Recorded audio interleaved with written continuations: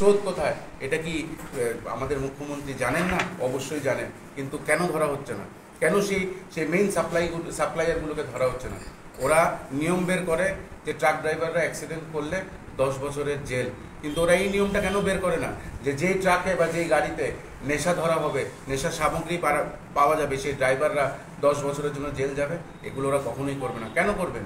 কারণ ওদের নেতা নেত্রীরাই, ওদের ছোটোখাটো নেতা নেত্রীরাই এবং বড় নেতারাও এই নেশা ব্যবসায় যুক্ত আছে। তাই এর বিরুদ্ধে আমাদের যুব আইকন আমাদের রাহুল গান্ধীজি এবং আমাদের ইন্ডিয়ার ইউথ কংগ্রেসের প্রেসিডেন্ট শ্রীনিবাসজির নির্দেশে আমাদের কংগ্রেস পার্টি 5টা গ্যারেন্টি যুবকদের স্বার্থে দিয়েছে, যেটা সবচেয়ে প্রথম হয়েছে ভর্তি ভরসা।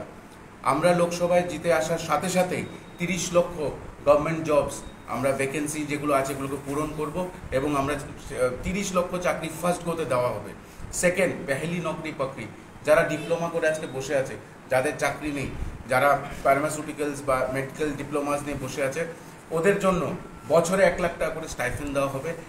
এবং যেটা সবচেয়ে ইম্পর্টেন্ট আমাদের গ্যারান্টি, এটা হচ্ছে আজকাল আমরা দেখেছি যেই রাজ্যে বিজেপি গভর্নমেন্ট আছে সেখানে পরীক্ষার পেপার লিক হয়ে যাচ্ছে। সারা বছর একটা গরিব ঘরের ছেলে পড়াশোনা করে, মেহনত করে, টিচার ছাড়া সারাদিন লাগিয়ে ওরা পড়াশোনা করে, কিন্তু আমরা দেখি পরীক্ষার 2 ঘন্টা আগে পেপার লিক, যার কারণে সারা বছরের যে তার এই পড়াশোনা, তার এই পরিশ্রম, তার বৃথা।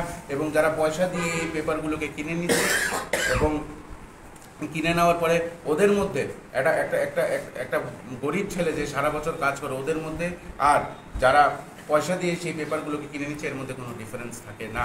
তো আমরা পেপার লিকসে মুক্তি এই গ্যারান্টিটা দিয়েছি, যেখানে আধুনিক ল আমরা বের করব, যেখানে পেপার লিক হওয়ার কোনো প্রশ্ন থাকবে না।